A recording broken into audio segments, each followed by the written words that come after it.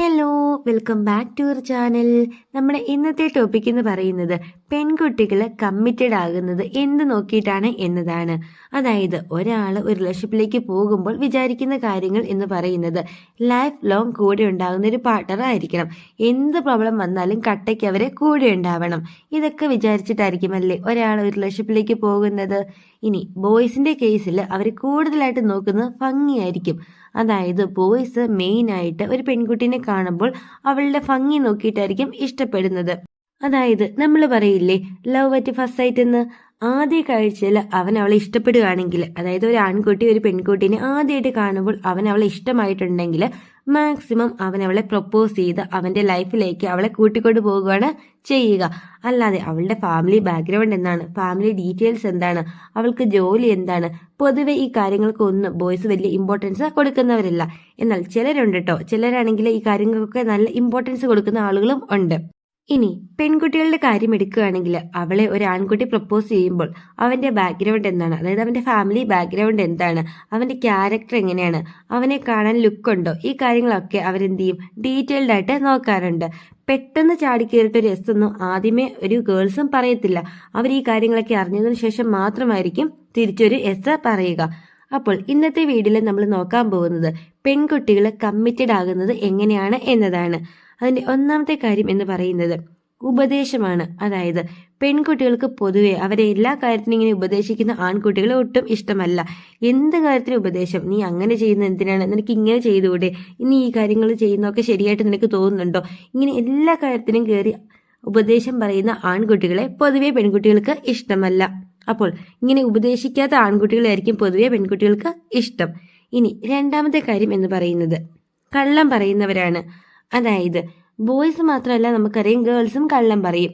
എന്നും പറഞ്ഞിട്ട് എന്ത് കാര്യത്തിനും ഇങ്ങനെ കള്ളം പറഞ്ഞ്, അതായത് കള്ളത്തിന്റെ ഒരു കൂടാരം തന്നെ ഉണ്ടാക്കുന്ന ബോയ്സിനെ പൊതുവെ ഗേൾസിനെ ഇഷ്ടമല്ല.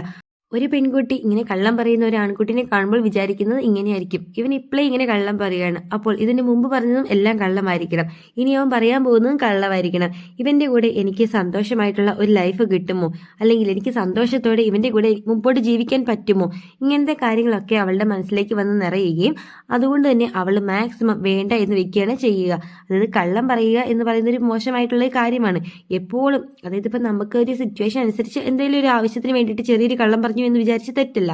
അതല്ലാതെ എന്ത് കാര്യത്തിനും ഇങ്ങനെ കള്ളവും നുണയും മാത്രം പറയുന്ന ആൺകുട്ടികളെ പൊതുവെ പെൺകുട്ടികൾക്ക് ഇഷ്ടമല്ല. അങ്ങനെയുള്ള ഒരാൾ വന്ന് പ്രപ്പോസ് ചെയ്തിട്ടുണ്ടെങ്കിൽ അവരെ നോ തന്നെയാണ് പറയുക. ഇനി മൂന്നാമത്തെ കാര്യം എന്ന് പറയുന്നത് സെൽഫിഷ് ആയിട്ടുള്ള ബോയ്സ് ആണ്. എനിക്ക് എൻ്റെ കാര്യം കഴിഞ്ഞിട്ട് മതി നിന്റെ കാര്യം, നീ അങ്ങനെ വിചാരിച്ച് നടക്കുന്ന ബോയ്സ് ഉണ്ടെങ്കിൽ പൊതുവെ ഗേൾസിന് അവരെ ഇഷ്ടപ്പെടത്തില്ല. അങ്ങനെയുള്ള ഒരാൾ വന്നിട്ട് പ്രപ്പോസ് ചെയ്യുകയാണെങ്കിൽ അവർ നോ തന്നെയാണ് പറയത്തുള്ളൂ. ഇനി നാലാമത്തെ കാര്യം എന്ന് പറയുന്നത് കുറ്റം പറയുക. അതായത് നീ ആ ചെയ്ത കാര്യം ശരിയായില്ല, എന്ത് കാര്യം നല്ലത് ചെയ്താലും കുറ്റം മാത്രം കണ്ടുപിടിക്കുന്ന ബോയ്സ് ഉണ്ടെങ്കിൽ പൊതുവെ അങ്ങനത്തെ ബോയ്സിനെ ഗേൾസിന് ഒരിക്കലും ഇഷ്ടപ്പെടത്തില്ല. അവർ വന്നിട്ട് പ്രപ്പോസ് ചെയ്താലും ഇവര് നോ തന്നെയാണ് പറയത്തുള്ളൂ. ഇനി അഞ്ചാമത്തെ കാര്യം എന്ന് പറയുന്നത് സംശയമാണ്.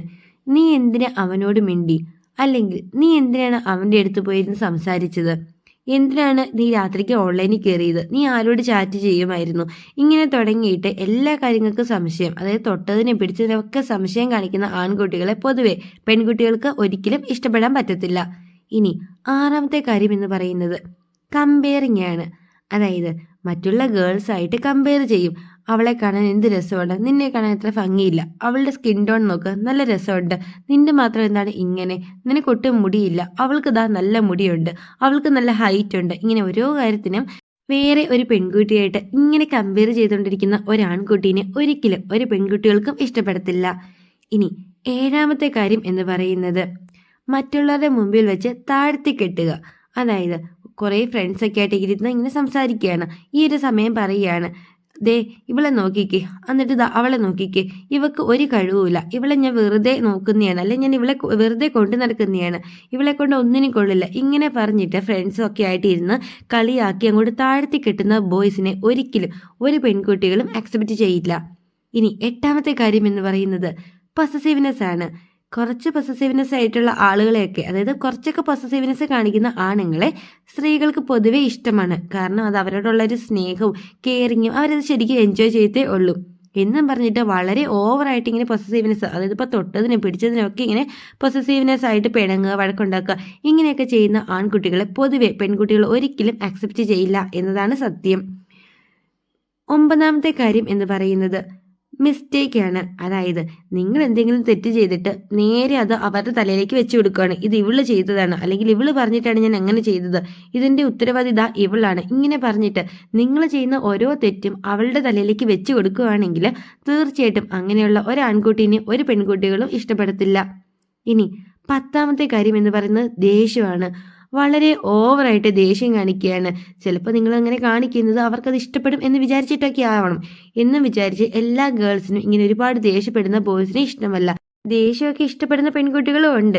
എന്നും വിചാരിച്ചിട്ട് എല്ലാ കാര്യത്തിനും അവരോട് ദേഷ്യം കാണിക്കുകയും വഴക്കിടുകയും പിണങ്ങുകയും ഒക്കെ ചെയ്യുകയാണെങ്കിൽ പിന്നെ പൊതുവെ പുറത്ത് വെച്ചിട്ട് മറ്റുള്ളവരുടെ മുമ്പ് വെച്ച് അവരോട് ദേഷ്യപ്പെടുകയും ഒക്കെ ചെയ്തിട്ടുണ്ടെങ്കിൽ അതൊരിക്കലും ഒരു പെൺകുട്ടികൾക്കും അക്സെപ്റ്റ് ചെയ്യാൻ പറ്റുന്ന ഒരു കാര്യമല്ല. അതുകൊണ്ട് തന്നെ ഒരുപാട് ഓവറായിട്ട് ദേഷ്യം കാണിക്കുന്ന ആൺകുട്ടികളെ പെൺകുട്ടികൾക്ക് പൊതുവെ ഇഷ്ടമല്ല.